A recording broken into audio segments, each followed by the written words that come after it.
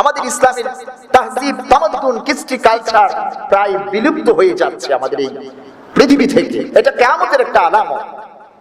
আমরা মুসলিম অধ্যুষিত একটি দেশ, 90% এর বেশি মুসলমান আমরা বাংলাদেশ।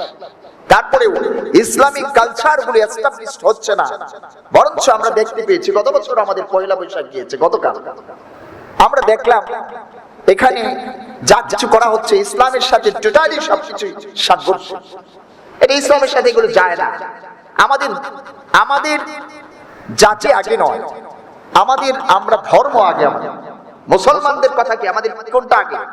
আপনি কোন ধর্মে, কোন জাতির, এটা আল্লাহ আপনাকে জিজ্ঞেস করবেন না। তুমি মুসলমান কিনা, আল্লাহ এটা আপনাকে জিজ্ঞেস করবেন। হয়তো আপনার কম জানার কারণে, কম জ্ঞানের কারণে আপনার কাছে খারাপ লাগতে পারে, কারণ শয়তানি ওয়াসওয়াসার কারণে আপনি বিভ্রান্ত হয়ে গিয়েছেন, আপনি গোমরা হয়ে গিয়েছেন। অথচ আমাদের সুন্দর সংস্কৃতিগুলি আমরা জেরে ফেলে দিয়েছি।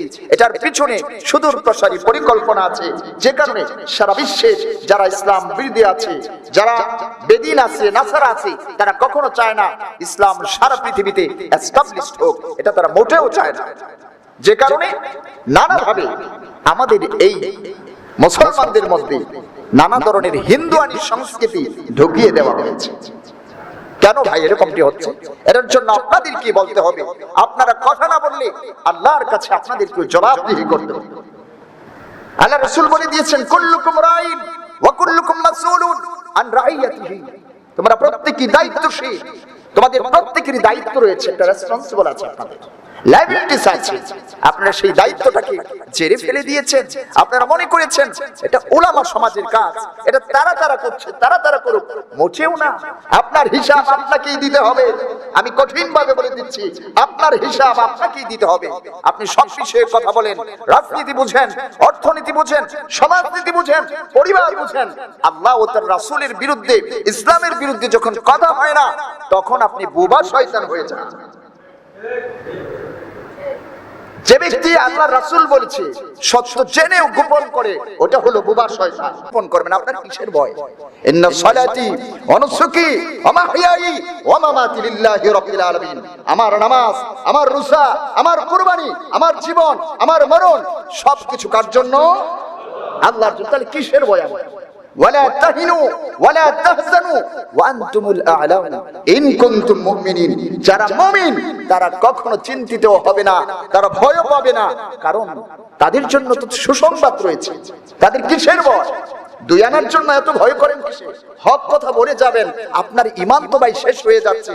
আপনার অ্যাকাউন্টে যে নেক আমলের একটা টাকা ছিল, এই কারেন্সি তো চলবে না, এই নেটটাই তো আপনার টাকা কিয়ামতের ময়দানে। এটা তো শেষ হয়ে যাচ্ছে প্রতিদিন, আপনি তো খুঁজে পাচ্ছেন না।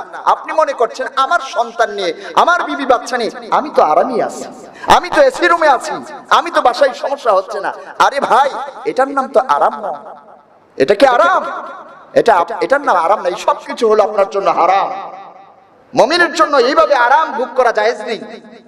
মুহতারাম হাজিরিন, কত কিছুই হচ্ছে। বোবা শয়তান আমাদের নিজেরও হয়ে থাকা লাগে। কি করব? কোন কষ্টে বুক ফেটে যায়। আলেম হয়েছি, আলেমের ছাত্র হয়েছি, এই ক্লাসে লেখাপড়া করেছি, কিছু না বললে হয় না। সেদিন আঙুল উঁচু করে আপনাদের এই হাজার হাজার মানুষ আমাদেরকে আল্লাহর আদালতে দেখায় দিবেন যে এই লোকগুলো বলে নাই, তো আমরা কি বলবো? অনেক কথাই থাকি কিন্তু বলতে পারি না।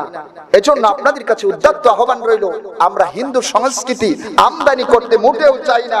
আপনাদের অবস্থান থেকে যেগুলো বৈধ, যেগুলো আমাদের সাংবিধানিকভাবে আছে, হ্যাঁ সেটা কিছু সময়ের জন্য আমরা মেনে নেব।